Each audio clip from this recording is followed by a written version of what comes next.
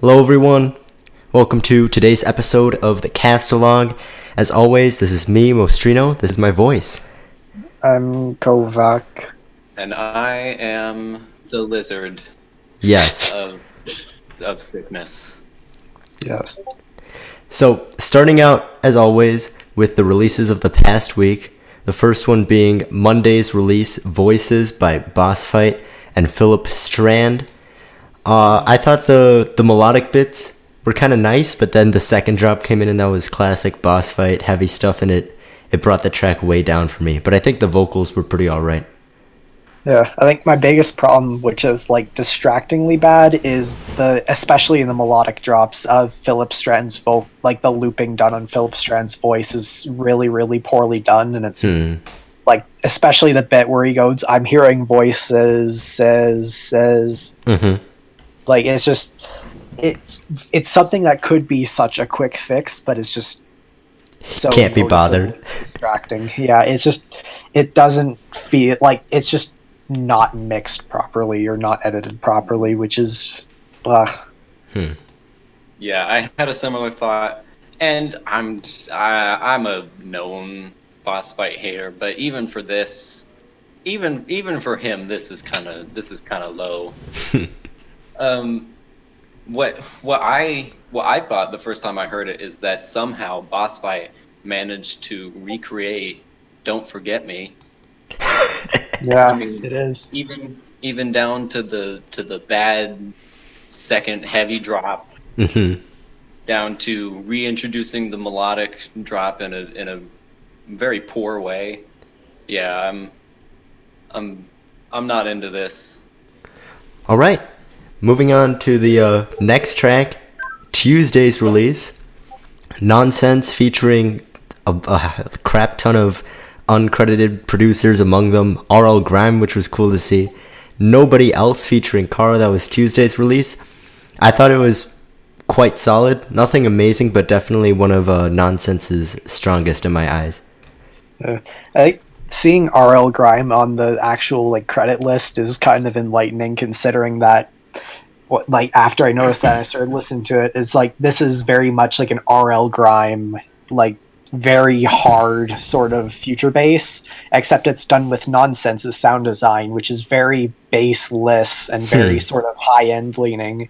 So it just the ideas are there, but it just isn't.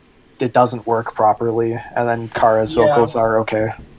I like Kara's vocals. She kind of reminded me of Sia a little bit, but yeah, Nonsense isn't it. They're not good at that heavy or anything. Yep. All right, zooming right through these. Next one, Wednesday's release, the 90-second pre-release from Muzz's album at this point. We have The Warehouse, which I know some people compared it to Elevate from his Cascade EP, and some people compared it to Witch Doctor, and I thought those were pretty nice comparisons because it feels like a mix of the two. And honestly, I think it's pretty cool. It's certainly a little out of Muzz's comfort zone, which was neat to see, and not for the song, but the cover art I think is really, really sick too. Yeah. I enjoy the track, but especially like in the second half, a lot of the sound design in the drop doesn't really like it repeats itself a lot, which is good for like people who like that sort of drum and bass. But for me personally, I would much rather if a lot of the sounds, especially in the second half, would have like something would have switched up or something other than like the one warehouse vocal sample being chosen not to loop or whatever. Yeah. Again, I'm kind of out of my comfort zone because, again, I'm not into drum and bass really. But I have been feeling the stuff Muzz has been doing a lot more than I had previously. He's kind of redeeming himself for what I view as a catastrophe in Cascade. Yeah. But the warehouse does not help his case. I'm not into this. I don't feel it. I mean, I get the appeal of it, and I'm not gonna say it's bad. But it's just it's just not like anything he's ever really done before. And also, yeah, that the warehouse. Yeah. Or That's kind of poorly inserted. It feels out of place. I feel like you could just recreate the whole song, just banging on some drums. There's not a whole lot there. yeah. Right. Moving on to Thursday's release, the new Kuro track, Don't Stop. This one it reminded me quite a bit of Knockin', which is one of my favorite Kuro releases on the label. And I think this is definitely their best swing in quite a while, despite being, there's still room for improvement there, but I think some of the ideas are really neat. I really like the groove there. And yeah, it's overall not bad. Yeah, I really like how the main sort of growl in the first half of the drop really like slows down and speeds up a lot, which gives it a really good feel and whatnot. And then the second drop does a lot to be on its own, and it really works in that way. And then, yeah, it's Kuro at their best, I suppose. Even though it's just one guy now. Yeah. Oh, you know what? I kind of loathe myself when this kind of thing happens, where I will come out of the gate listening to a song and like vehemently hating it and just bashing it. And I did that just a little bit with this song, and then I kept listening to it, and I'm all the way around on it. I think it's really good. I like that they finally managed to make some substance in a drop. Again, I keep saying they. It's just Luke now, isn't it? Yeah. But anyway, yeah, he did a good job with this. He got me to like a halftime track. I'm pretty good with that. That's good. Nice. And then Friday's release, we've got the long-awaited Ellis EP. We'll break it down track by track. Let's go. So, starting with the first track, Caught in the Rays, the intro track, Ellis, he can't leave any track to be filler, so of course he had to, he put a drop in here, and I think it slaps, and I'm really a big fan of this intro track. It's really fun, and the vocals in it are really, really nice as well. Yeah, this is in general, I think this is one of like the best intro tracks on the label. It has like a really good sense of pacing, and I'm assuming Ellis's vocals on it Could be. He does a really good job if it is him, and then yeah, it's very much in the same vein as the rest of the EP, but it doesn't really wear on for too long. Mm-hmm. It's an intro. Nobody puts any effort into their intros, but Ellis managed to do that. He made it fit with the entire rest of the EP. Like, I wouldn't even think of it as an intro. I would just think of it as like a one drop track. Yeah. And that drop is fantastic. It's fantastic. I'm an Ellis fan, but I think even if I wasn't, I would have to acknowledge that Caught in the Rays is my it's an intro, and it is my favorite track of the week. And I also really like how it leads into Don't Say You're Sorry. Yeah, that was cool to hear as well. So speaking of leading into Don't Say You're Sorry, the next track is Don't Say You're Sorry, which we're going to be discussing despite the fact that it was a pre-release. We'll just take a look back on it. I still find it to be really funky, really catchy, good vocals, and an infectious track overall. Yeah, retrospectively, it's currently one of my favorite Monster Cat releases of the year. I really like how it's, especially in this track, how many like little twists and turns that the production takes, and just and Maribel probably has my favorite vocal performance on the EP. I think her voice is really nice, and it works really well with the mood of the song. Yeah. Not that there was a lot of competition for vocal performances, but yeah, we'll get to that. Yeah, we'll get to that. But goddamn, Don't Say You're Sorry is I mean, I'm not treating this as a new track. It's not as pre-release. But if it were a new track, it would be my favorite. It would be my favorite of the month. and it is currently, as it stands, my favorite Monster Cat track of the year. Nice. In fact, I think I have listened to "Don't Say You're Sorry" more than any other song this entire year. Wow. So yeah, it should be pretty clear. It's kind of a banger. Then, third track on the list. We discussed this before, but of course, it's always worth going back to. "Speak Français" by Ellis, featuring Noep, which I know we already talked about before. How the vocals were a little bit wonky, but upon re-listening to them, I didn't mind them quite as much. And of course, Ellis's production is still just fantastic. So yeah, it's starting to grow on me a little bit here. Yeah, my thoughts on this are almost the exact same. I think the production's really great as always, and while I used to absolutely despise Noip's vocals, I think they're every time I start to listen to it, I hear like the intro and like the first few verses, I think, oh, this isn't that bad. And I get to the line of feels like we're in Paris to get away from our parents. I'm kind of a chain smoker, but yeah, that's probably the weakest part for sure. Yeah, it very much like the lyrics in it just get progressively worse as the track goes on, which is not a good thing. I haven't been able to express my feelings on this track, in recorded podcast form, but I feel pretty much the same way. Now, I never hated the track, but it is definitely still the weakest of the bunch. I think that's largely in part due to Noep's vocals, which I don't even think are that.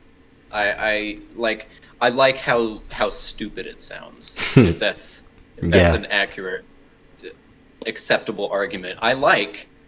What I like about it is that the vocals make him sound drunk. That's what I like about it, because it's clearly being sung from the perspective of a really drunk guy. Like you can't be a sober person and just say cute girl in my room. Yeah. Cute girl. Anyway, I mean, other than that, production clean, spot on. I really like it. I can't hate it. All right. Next on the list, Brand New Phone with Pasha, not sure how it's pronounced. This one was my personal least favorite of the EP, but I still enjoy it because this EP is just, it's quite good. The vocals I thought weren't the best, but they weren't necessarily bad. And I think the production is still solid, just Ellis doesn't do as many interesting things in here as he does with some of the other tracks, but overall it's not a bad track. Yeah, I also really, really do not like the vocals on this one, and unlike Speak Francais, where they do have that very, like, goofy charm to them, I suppose, this one just kind of plays it kind of straight, and then I keep thinking about the bit right before the drop where he just goes, "God damn it, I'm fucked." Like, I don't know, it just... Yeah. Especially with this one where the production is a lot more stripped down and minimal and focused around the vocals, it just doesn't work at all. No, I'm probably alone in my thoughts about this, but I really love Brand New Phone. I loved it from the first time. I don't think vocals are bad. I like his flow. I like it. I mean, what else can I say? I like the vocals. Yeah. In Brand New Phone.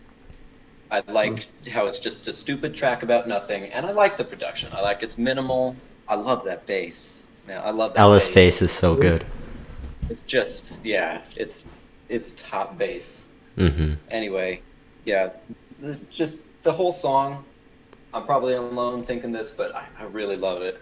And then last one on that EP, Unfold, featuring Tamzine. I hope it's pronounced. I could be way wrong on that, but this one I think is definitely probably the furthest from Ellis's comfort zone on this EP, even though it's still, you can tell it's Ellis. It features his signature sounds and all, but some of the composition is very different, and I think that clicked with a lot of people. I find it really nice, and the vocals are quite good.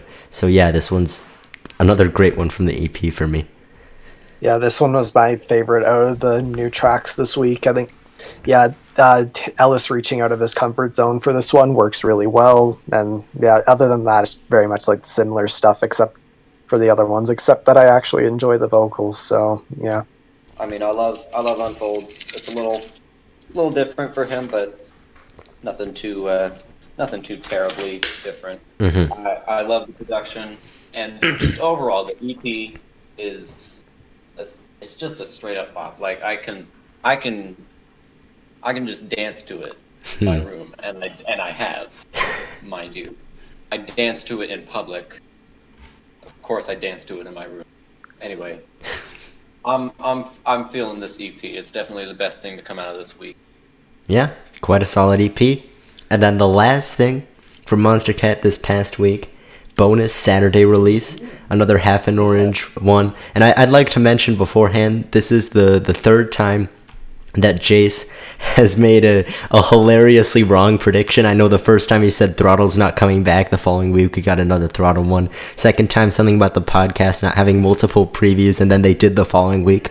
And then last week he said they're probably not going to do a collab EP for Mostly We Grow Part 3. And then the week after we found out that Time Travel Kool-Aid's going to be on Mostly We Grow Part 3. So, you know, he's kind of just on a streak here. But as far as the track itself goes, it was really neat to see Volant back on the label. I thought the production was quite cool. Nothing spectacular, but really neat and kind of unique too. yeah.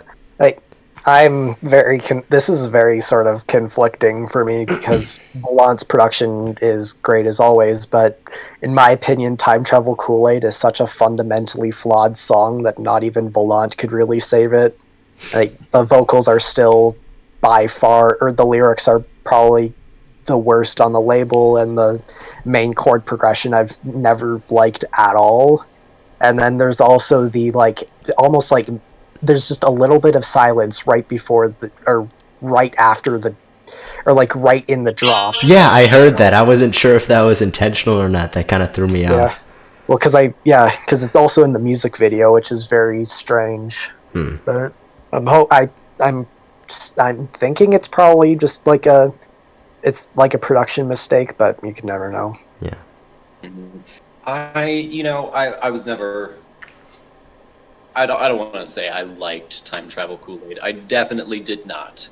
Like at the point that they released Time Travel Kool-Aid, I was definitely not into it. But I did say, and I continue to believe this, that it is one of their better tracks, because it's not entirely just guy whining over guitar with terrible production and terrible lyrics. It's synthwave with terrible lyrics. Or maybe it's not synthwave. I'm not the genre guy. Don't at me. But I mean, good production can cover over a world of sins, and that's the case with the Volant remix. Volant is just, I've always liked him. Always liked him. Always liked his stuff. I really like the production here. It's smooth. It's clean. It's really good. All right. Moving on to Disciple. We're covering them again this week. Yeah. In the past week, they actually released not one, but two EPs. I'm not sure if you can call the second one an EP, but it's more than one track at least. The first one being Our Flame EP by Chime. So I think this one we can break down track by track. There's interesting things in each track to cover. Starting with the first one, Unicorn Blood with Miss Lena, which I didn't really care for the vocals, but they have a nice charm to them, and I think the production of this one's kind of cool. Chime does some cool things here, so overall, pretty good track. I don't think I'd be coming back to it, but it's well done. My main thoughts on this EP is that it's very similar to the last AU5 Roundtable EP, where it's not bad by any means, but compared to the standards that, in this case, Chime has usually, this is really, really underwhelming for the most part.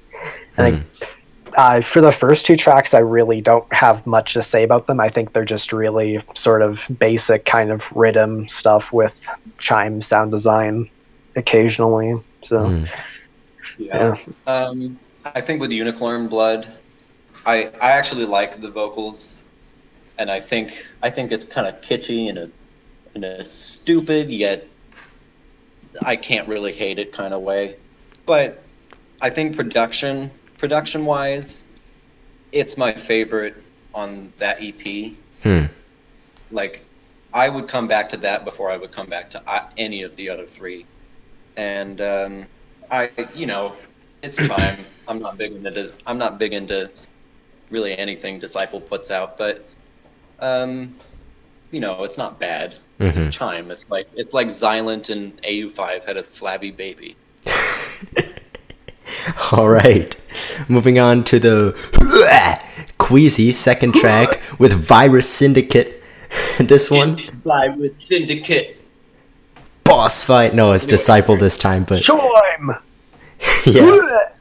This one I thought the backing production under the verse actually made it, kind of hype. I actually quite enjoy Virus Syndicate's performance here, even though there are some wacky moments. But bro, that drop just made me smile because it completely pulled a 180 on the track, and yeah, it kind of felt very, very underwhelming to me. But this is just a funny track overall. It's kind of entertaining more than anything.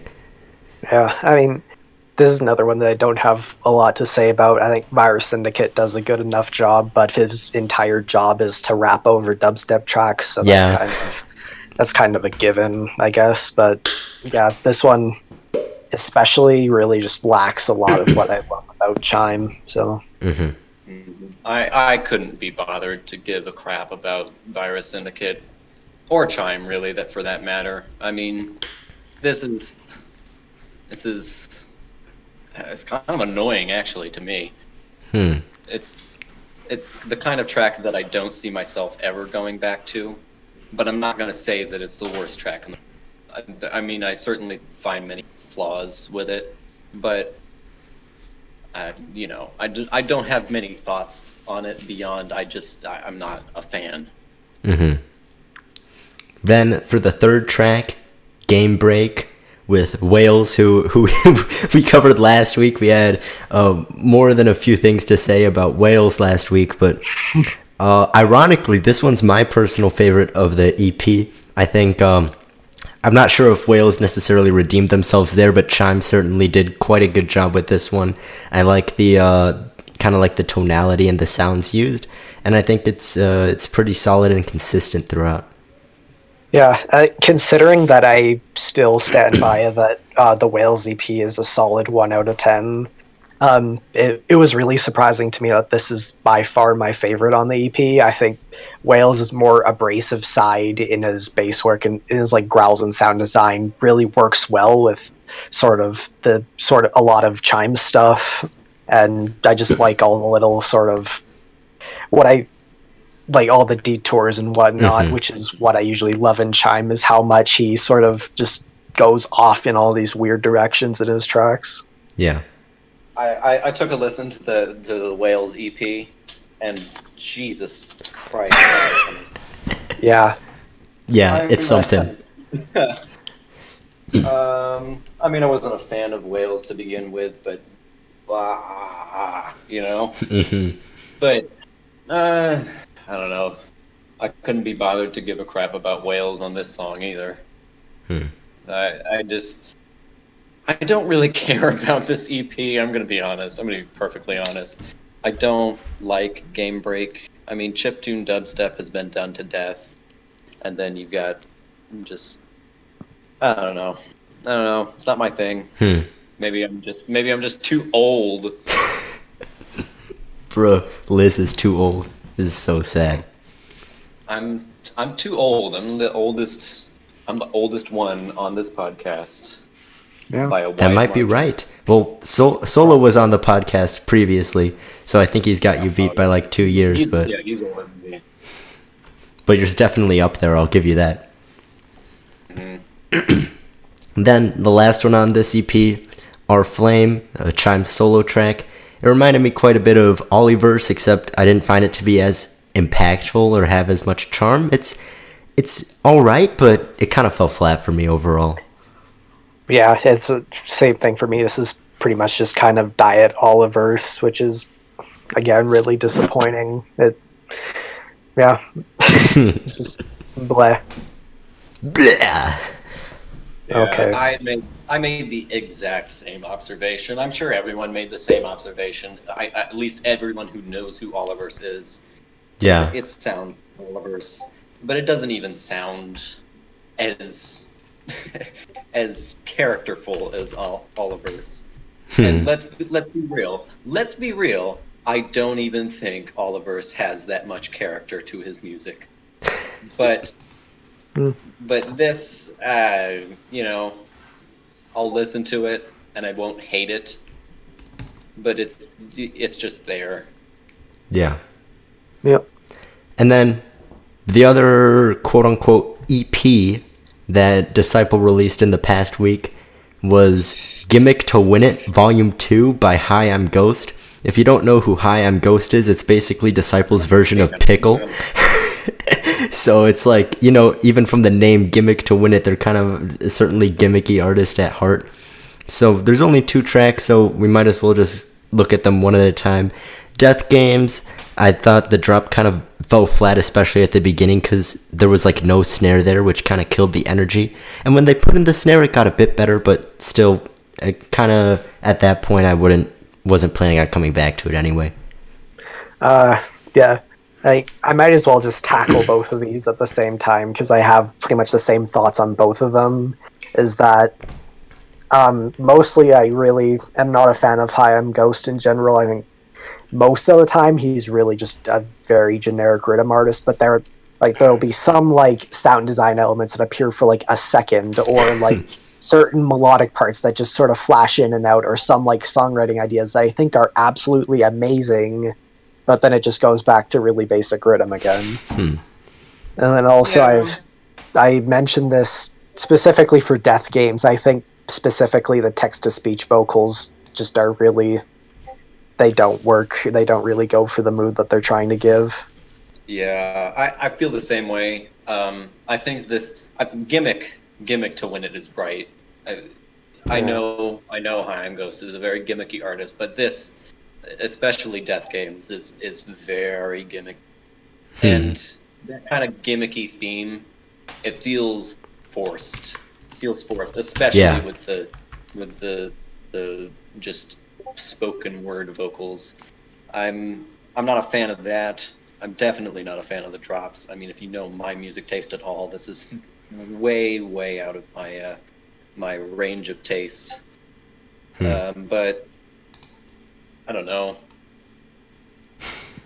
All right. It'd be hard to pay me to talk about rhythm artists. Yeah. I don't listen to very much Disciple. And then the other one on here with Dr. Ozzy, Gas, which, I mean, this might be a bit of an illegal opinion, but there were certainly some parts that I thought were kind of banging, and I certainly like this one over Death Games. Certainly some of similar flaws, but I think he kind of helped quite a bit with this one, and quite a bit more solid in my eyes. Yeah, it's just sort of, I guess, continuing my thoughts specifically on this. I think the first drop is really nice. Like, it has a nice sense of, like, choppy flow to it and whatnot, but the second drop is just so muddy and sort of, like, I guess, like, it feels like it's just kind of going by because of how muddy it is. It doesn't really feel like it has much of, like, a force behind it. Yeah, if I can comment on the production at all, I'd say the same thing. I think later on in the song it goes way downhill. It drops off. Takes a nosedive. I mean, I can at least admire production, that kind of aspect at it on the first drop, but yeah, I'm not into it. This song gave me gas. Jesus. Bruh. All right. Now, we only have 2 other extra ones from the past week that we decided might be neat to discuss. First one's going to be kind of interesting because we are joined here today by a notorious Grant hater.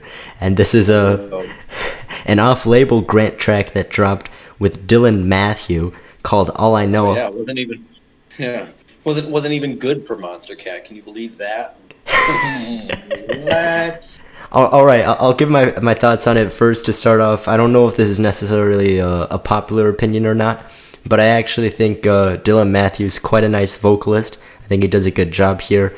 And contrary to what might be some of the other opinions in here, I think Grant's drops work really nicely, and I think it's quite solid all around. Yeah, Dylan Matthew is like a vocalist that I've never been a fan of, and I can't really tell you why. It's just something in his, I guess, almost like his accent that's just very distracting and just doesn't work for a lot of the songs that he tries to do. And for Grant's production, I think it's good.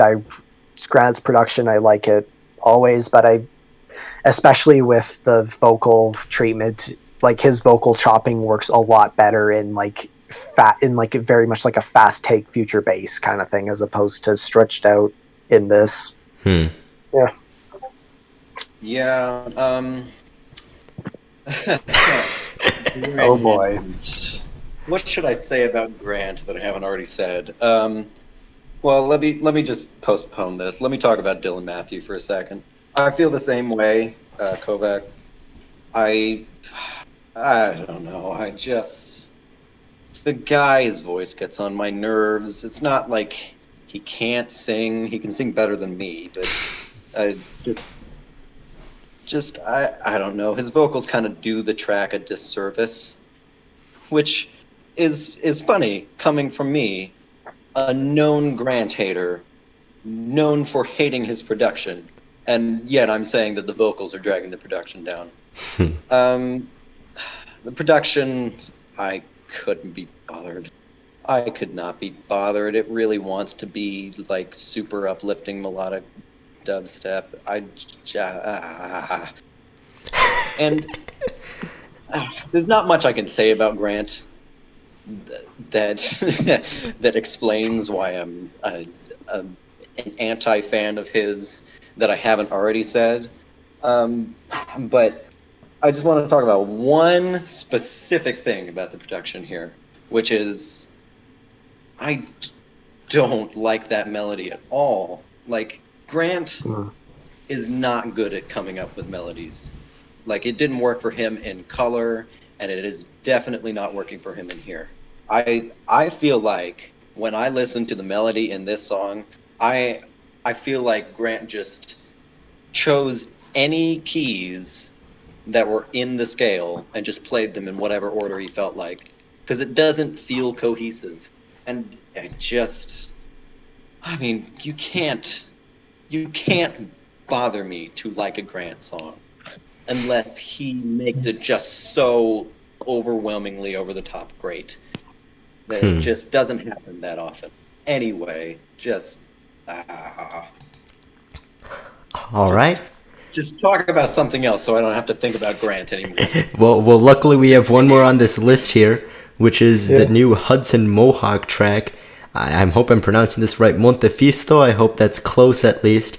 Yeah, I think so.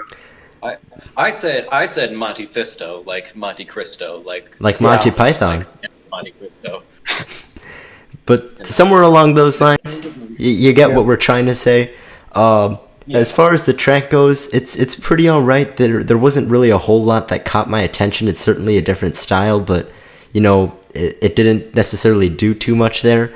And then I mentioned this before recording, but yeah, that cover art is really cursed, to say the least. Yeah. I mentioned this also, but Hudson Mohawk in particular is one thing that I absolutely hate that he does is that he just uses cursed images to promote his stuff all the goddamn time, and it's so just annoying when you can have actually decent cover art, but instead you just have this. Yeah. I mean, I don't want to comment on the cover art. It makes me very confused sexually. I mean that in the way that it's weird to see extremely muscly guys with the head of women, because normally in the porn that I watch, it's extremely muscly guys with the head of guys. Sorry that you had to get a glimpse into my porn watching habits. This is certainly going to be an interesting anyway. episode. Hell yeah. Jesus, it was a mistake inviting me on. Anyway. The song is what it is. It's nothing special. I feel like I could have made it on my keyboard. Hell, I am making a song that is actually a lot like it on my keyboard right now. It's in production. It's coming out. Look for it. Stream it. Yeah. Hell yeah. Get that soft promo in there. Yeah. Yeah. Anyway. I guess I never actually explained my thoughts on the track because story time, I think I heard this, I think it originally aired, like, first time it was ever premiered was in an Adidas commercial in 2013. Bruh. And this was like when I was first starting to get into EDM, and literally for the 7 years since, this has been like my most anticipated ID to release ever. Because I think, wow. Can't wait for that Adidas track to come out. Hell yeah.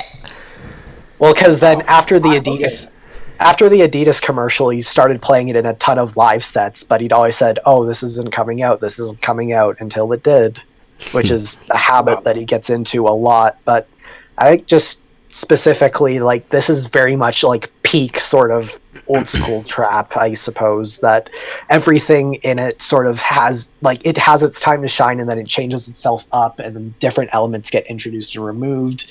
And like all the piano stuff, I think, although it's very distractingly MIDI, I think it works really well for the vibe of the song. And yeah, it's been one of my favorite IDs for literally years. So I'm very, very happy that it finally came out. Okay. Wow. You know what? I was wondering what possessed someone to choose that specific track as one that we were going to cover here. Yeah. I just thought it was because it had a weird artwork. Nah. They should have just made the Adidas logo of the artwork. Forget about copyright. Just make it the Adidas logo, please. Anything else? Chances are, though, I probably would have recommended a different song from this if this wasn't on it, because there's another one. It's not one that I really like, but there's a track called 100 HM, which is really well known for being one of like the main songs that's played in GTA 5. Huh. So, yeah. Neat. Yeah. Alrighty. Moving on to our throwbacks from the past week. We've got not a whole lot over here. Except it's Saturday. Yeah. We've got a handful though. So, first one, Monday's throwback, turning 8 years old, is Awesome to the Max by Afixa. Still crazy to think that Afixa did not release a single song in the Stars layout. This was his last track until Matches. So yeah, I remember we were all freaking out when we heard that Afixa was coming back, because they kind of had a falling out or something, and it was great to see Afixa finally back on the label. And I don't remember that, because I was I was introduced to Monster Cat like a month later. Dang. Go on.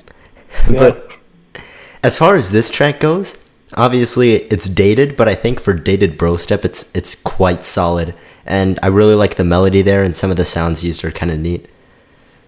Yeah, I will agree that it's good for very early bro step standards, but very early bro step standards are hot garbage. True. So by default it's better, and yeah, it's really all I have to say about it. It's really messy, and the Futurama sample in retrospect is very cringy, I guess. I mean, I liked it. I don't know. I mean, I of all people hate really old bro step, but I love this. I don't know. It's old. It's kind of poorly done, but it's so much better than the other kind of stuff you would get, other kind of dubstep you would get on Monster Cat at the time. Yeah. And you know what? It remains my favorite old Afixa track. Nice. One thing that I was going to mention is that some of the sounds there reminded me quite a bit of Propane by Eptic, which I think says a whole lot more about Eptic than it does about Afixa. So that was kind of... So yeah, Afixa maybe a little bit ahead of the curve, or maybe Eptic was a bit behind, whichever way you'd like to take it, but that was certainly an interesting one, to say the least. Moving on to Tuesday's throwback, turning 3 years old, another Kiro track, Rapture, featuring our favorite MC Moda, our favorite gibberish vocalist up there with, what's their names? The Raga twins. And Robo. Yeah. So turning 3 years old, I was actually quite into this one when it came out, despite most people hated it. I still think it's not bad, but I really don't come back to it anymore. I don't care for it that much anymore. Yeah, overall, I think this is just very sort of mediocre. I think the biggest problem for me is that a lot of the sounds in the drop don't have that good of an impact, or just feel very floaty, I guess, which is it's not a very good thing for the type of song it's going for. Yeah. I, for one, unlike a lot of people that I know in this terrible community, I actually do like MC Moda. I think I like the kind of patois-ish vocals, but I don't like his vocals here. I just think they're not even that patois-ish. They're very, I don't know, they're just like basic party vocals. Yeah. And the track is just, it feels forced. It feels like he just crammed a bunch of stuff in there. It didn't fit, but you tried to pass it off as a song anyway. Yeah. Definitely one of my least favorite earlier Kiro tracks, but yeah. Certainly not as bad as it gets in that department. True. They still had a bit of a falling out ahead of them. But now, moving on to a Thursday, which actually has more than one throwback. First one, turning a year old, Kill Paris played out featuring Dutch Robinson, which I think it's safe to say it's one of the more unique tracks on the label. There's not a whole lot like this. And when it comes to unique tracks, obviously, there's a lot of controversy and differing opinions, but I quite like it. I don't think it's anything spectacular, but it's neat to see this style on the label, and that kind of synth solo in the second half is really cool. Yeah, I'm just looking at the track, like the playlist that I have. This track is like less than 3 minutes long, and the track as a whole sounds much longer than it really seems, but in like a good way, where I guess, or what I'm trying to say is that I guess it's paced really well. I think Dutch Robinson is sort of, he's very, I guess, weird and off kilter on this track, but that's sort of what the song needed, because the song itself is this very sort of out there and very disjointed-y, sort of that kind of thing. Yeah. I'm really shit with my words today. I see. I know what you're talking about. I see what you're talking about. I can definitely find that in the track. I think it's really interesting to hear 70 whatever year old Dutch Robinson spinning on this track. I don't know if he's in his 70s. I think might be the oldest artist to appear on the label, if I remember correctly. I think he is. But anyway, I like him here. I mean, he sounds very soulful, and that's what the track calls for. It's just a bizarre track for Monster Cat, honestly, but that's a good thing. Yeah, getting away from the standards that they had set at the time, and especially from the standards that Kill Paris had set at the time. I wasn't into him at all, but Played Out was definitely a breath of fresh air. Yeah, completely agree with you there. Next, throwback, same day, turning 8 years old, Ko Samui, hopefully I wasn't too off on that name, by Mitchell Claxton, which is, our old trance artist. He kind of took a big dip from the label afterwards, but I know he's been making some more music now, so that's pretty neat to hear, albeit not on the label.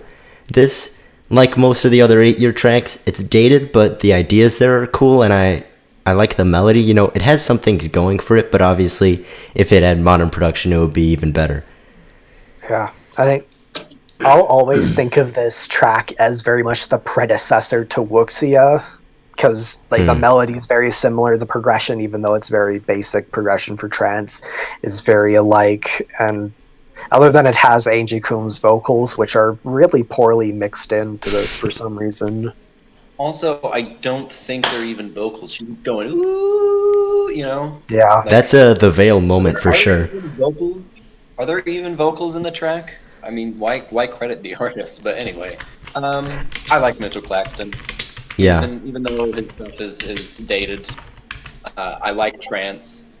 I've definitely grown to this track over time, and I think even though it's 9+ minutes, I appreciate it. Like, I like the melody. I think it's well done for when it was done. Yeah. There's a lot for me to still enjoy, even in a track that old. All right. Moving on to our first non-Monster Cat throwback yet. Hopefully we can see a few more of these in the future, but, you know, this one was so iconic there wouldn't be a reason to not include it. Turning 10 years old on that same day is I Can't Stop by Flux Pavilion, which is a massive track as far as, you know, being a classic goes. Probably one of the most iconic, you know, up there with a lot of the other old ones from 2010. And you can definitely tell it's 10 years old when you listen to it, because it hasn't aged well at all. But I do respect it for what it is, but it's not something that I'd actually like listen to frequently. Yeah, that's pretty much my exact thoughts on it. I think, yeah, it's very influential for what bro step and dubstep would become. But as I mentioned with Awesome to the Max, 2010 bro step standards are hot garbage, and this is very much like a prime example of it. I think, like, if this was released current year, it would be just ignored, I suppose. Yeah. But yeah, I don't know. It's good for the time, but really, I can't enjoy it today. Yeah, I wasn't into EDM in 2010. I don't know about you. I don't know. You're probably a fetus. Fetus listening to heckin' dubstep. Anyway, I wasn't into EDM or really any music for that matter in 2010. So it's tough for me to say. I was just worried about who was going to bully me on the playground. But as far as this track goes, obviously it's very, very influential. It's a legend of a track in its own right. But like you said, it's 10 years ago. It's 10 years ago. Imagine dubstep in 2010. Oh my god. But anyway. Yeah. I don't voluntarily listen to it on any occasion really, except for, you know, discussing it. Yeah. Like we're doing.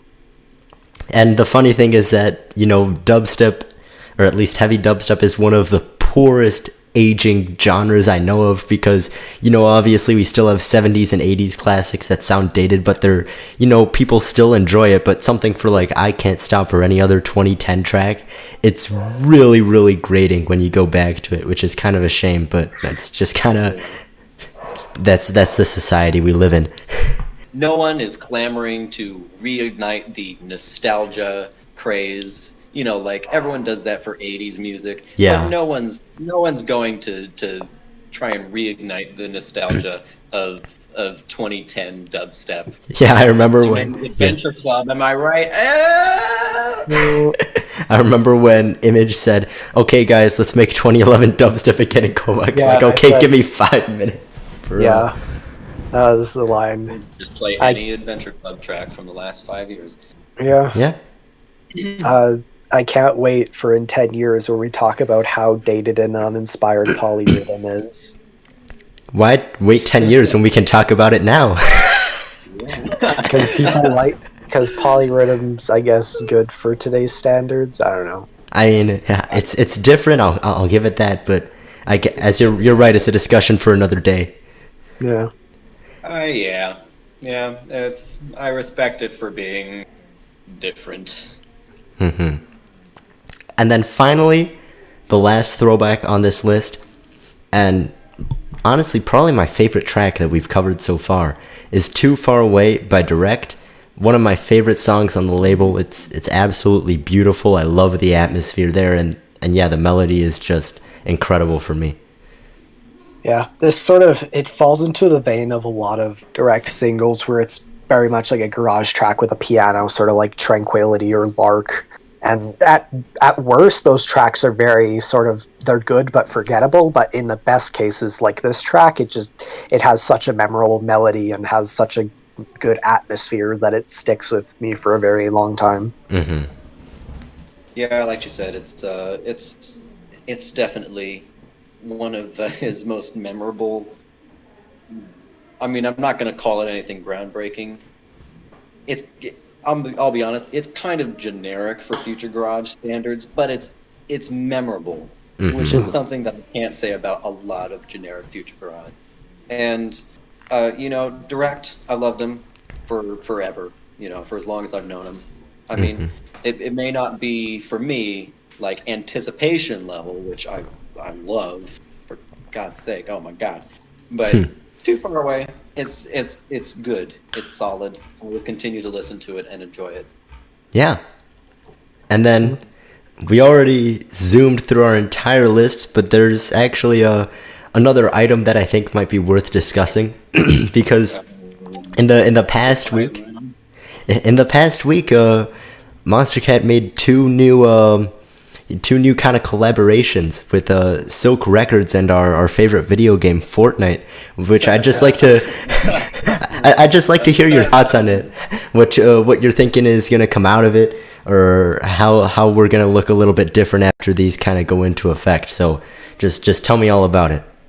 Being quite honest, I think nothing's really going to change. Monster Cat's always been as much as people don't want to admit it, Monster Cat's very much a label for like children and teenagers. Like that's a majority of the demographic. Hell, 2/3 of the podcast members in this are teenagers. Heck yeah.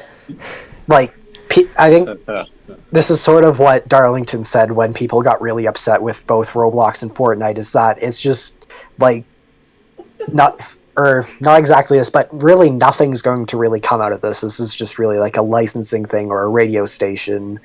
Like, I don't know, it's just very much like people are complaining like, oh, Monster Cat is pandering to like this thing, or they're appealing to the lowest demographic or like the lowest common denominator, when really like these are extremely smart business decisions. I think that this is going to bring a much bigger audience to Monster Cat, and overall I think they're very good moves. And then the Silk Music one's interesting because I think someone had mentioned it, but artists like Justin O or Nigel Good or Valant originally started on Silk Music, so it could be a start of an interesting partnership. Yeah, like what you said with the Fortnite thing. Yeah, I'm not gonna blame them. Yeah, you can meme it all you want. Yeah, ooh, Monster Cat and Fortnite. It's like a match made in heaven. The only thing better would be if they partnered with Minecraft. Yeah. Oh, but yeah. Anyway. Ninja on the new Half an Orange track. Yeah. Well, yeah, that was. I'm saying, yeah, it's pandering, but good for them. You know? It's okay to be pandering if it gets you money. I respect it as a business decision. And, if you ever want Marshmallow to come back, this is your opportunity. Shoot another Fortnite music video.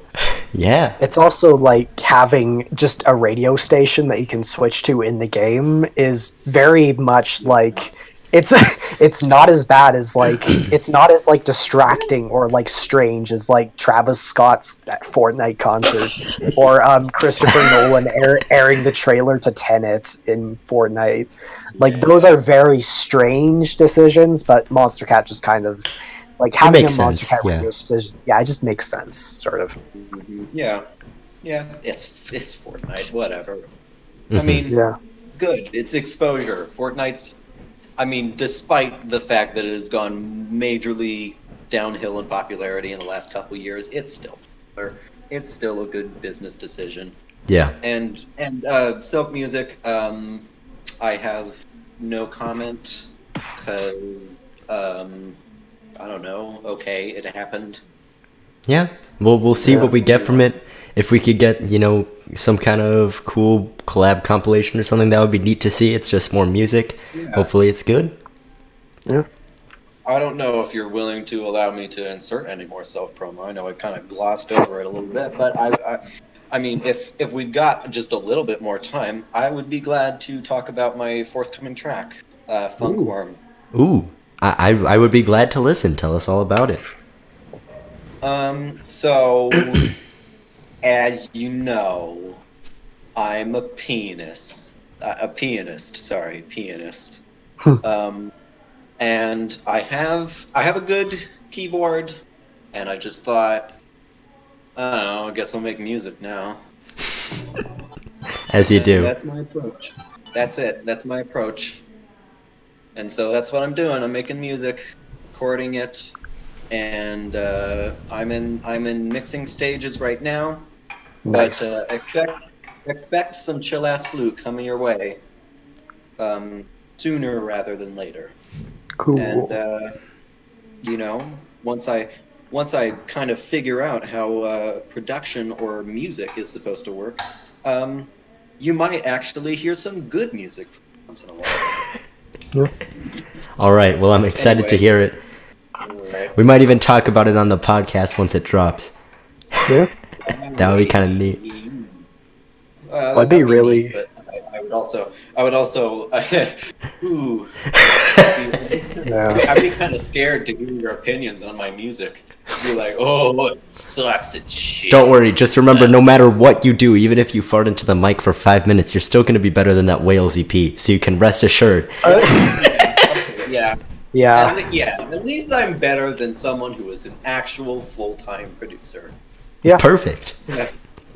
Anyway, yeah, another thing on the topic of self-promo, if I can self-promo a little bit more, because I just have that big of an ego. If you are listening to this Castalog, and you are not already in the catalog server, Join it. I highly suggest you join this, because I'm too lazy to make videos, so every Monday I talk about an album that I have been listening to every day for the past week, and I break it down. I rank it, I rate all the songs, and I go into like a full in-depth analysis. So yeah, if you're not already in the catalog server, join the Discord server And check it out, Go yeah. to Liz Knott's albums, and then and then Liz, which is me, will talk albums. Yes. Yeah. It's like probably one of the most interesting things that happens on the server, not gonna lie. All right. Yeah. And this week I am going to cover "Long Awaited Journey" by Alan Moore. Epic. It's Great album. it's the sort of detailed thoughts and like analysis on albums is almost the exact opposite that I do on my channel, where I just binge rapid fire through a ton of albums through the entire summer. Currently, I'm a little more than a month in, and I've hit album number, I believe, 239. What? Bruh. You wildin'. Sorry, Wow. 229. Floating Points Elenia. Is that? Oh, Dang. well, that's nothing. It makes all the difference. Anyway, yeah, if you want to hear two extremes of music analysis Yeah. in written form on a Discord server in a way that is extremely difficult to read if you're just a casual, then yeah, join. Yeah. I suggest it. All right. Thank you for listening all the way through, assuming you did that. If you didn't, maybe you should. Not. And yeah, I think that's gonna about wrap it up for today's. Hold on. Oh? we have a special request from a certain man named Jake for us to say "Death to America" on the podcast. And So there you go, I said it. And I was also going to say my special line for the first time that I actually got to be on the podcast. what was it? I had a special line prepared. Oh, you'll find out. But anyway, yeah, you said "Death to America." I say "Eat the Rich." And before I forget, Jace wanted to send his regards that he liked Unfold, he liked Voices, and he didn't like himself, and that Carter is our guy.